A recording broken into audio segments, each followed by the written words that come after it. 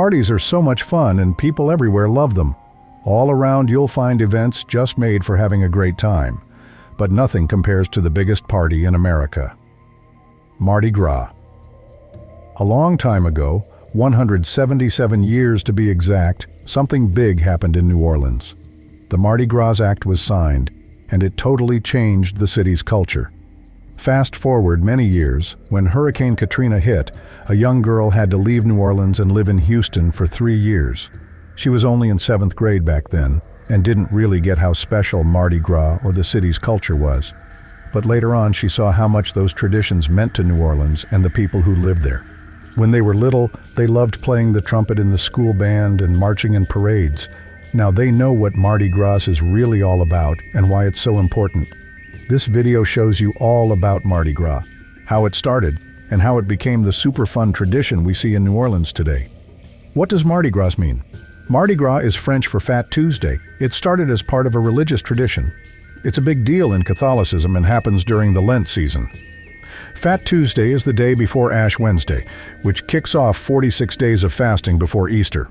Some people think Mardi Gras started with the old Roman holiday called Saturnalia, but nobody knows for sure. Mardi Gras is like a big party where you have fun before Lent starts.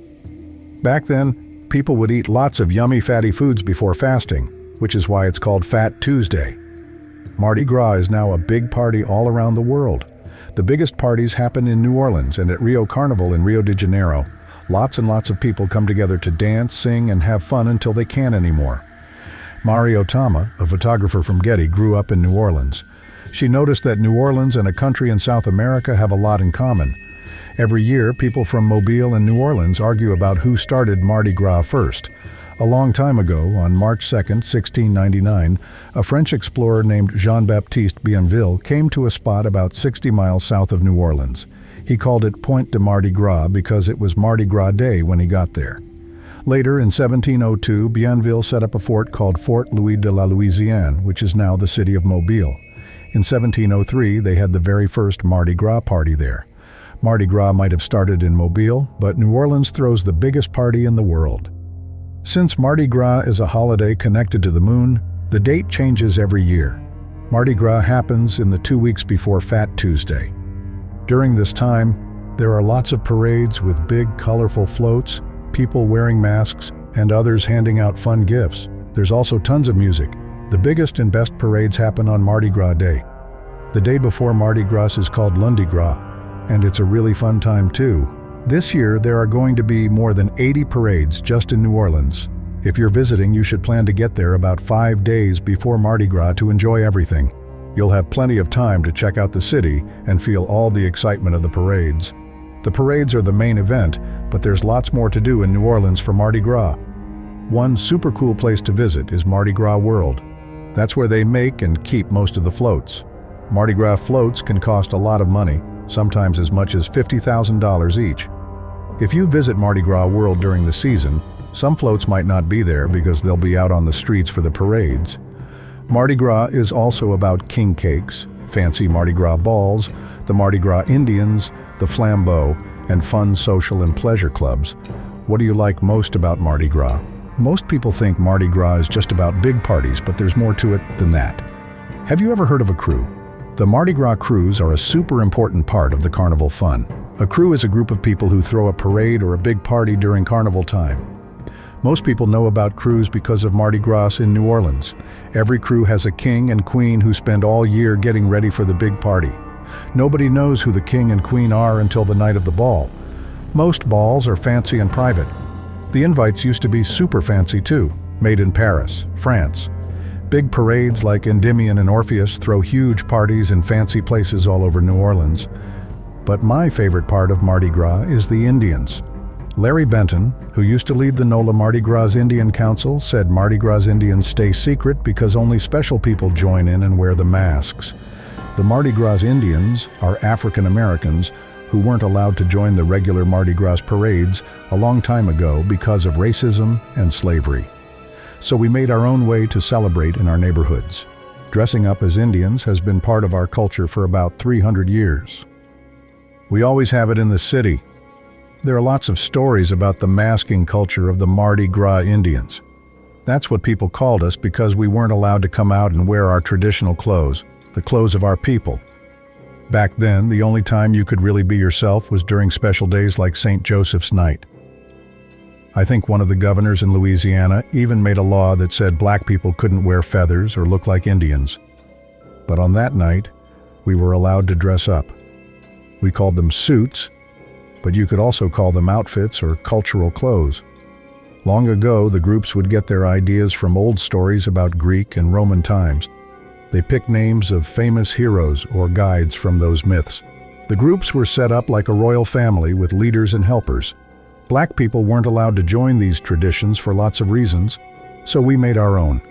The Mardi Gras Indians got their name from Native Americans.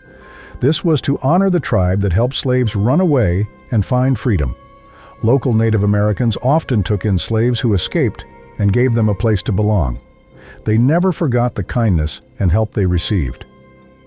Chief Bald Eagle Roderick talked about how many black Americans were already living here before people were brought over from Africa.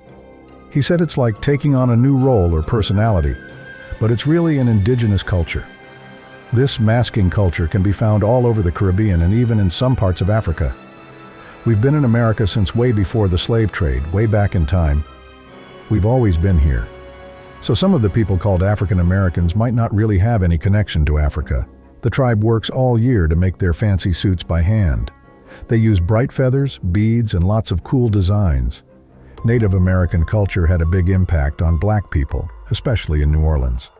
Another big thing in New Orleans during Mardi Gras is the social aid and pleasure clubs. The social aid and pleasure clubs are the ones who make the second line parades in New Orleans happen. They plan them, pay for them, and throw these awesome parades that bring so much fun to the city. In his book, My Life in New Orleans, Sashmold wrote about how, when he was a kid, he thought these parades were amazing. Every time one of the clubs came marching down the street, he just had to follow along. He'd dance and celebrate with everyone for hours. It's a memory that stuck with him forever. Social aid and pleasure clubs started a long time ago from groups called benevolent societies. These groups helped people in their communities and gave support to those who needed it most. It's really cool to learn about the history of social aid and pleasure clubs because they're a big deal in New Orleans. Today there are about 70 of these clubs just in New Orleans. Also, don't forget about king cake. It's the best part of a real Mardi Gras celebration. Christians believe Jesus was first seen by the three wise men on the 12th night, called the Epiphany. That's when Mardi Gras season begins. That's also why there's a tiny baby made of plastic or porcelain hidden inside the cakes. If you get the baby, it's your job to bring the next king cake to the party. People think king cakes came from France a long time ago, in the late 1800s. They were made as a ring of dough with sugar on top. You braid and bake the dough to get the classic king cake shape. Did you know float riders have to wear masks by law? This is because everyone should be treated the same during the season. The idea of masks came from people in different parts of the world who wore them for parties and special events. The mask let people hide who they were and have fun. If you live in New Orleans, this is the time of year everyone remembers. For people from New Orleans, Mardi Gras is the one time you see just about everybody. Mardi Gras is a time to see old friends and family you haven't been with in a while. People from New Orleans are tough. We've been through a lot. From Hurricane Katrina to big housing problems in the 90s, it's been hard. That's why we celebrate so much. That's why we love carnival season. Mardi Gras reminds us we're still here.